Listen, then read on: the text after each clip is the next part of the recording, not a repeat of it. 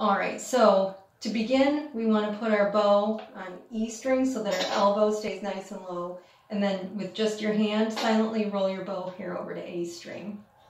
All right, and then we start with A string.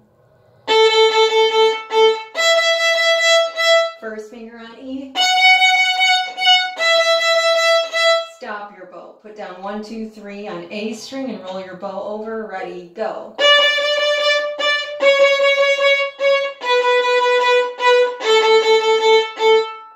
And that's it. And now I'm just going to play it for you.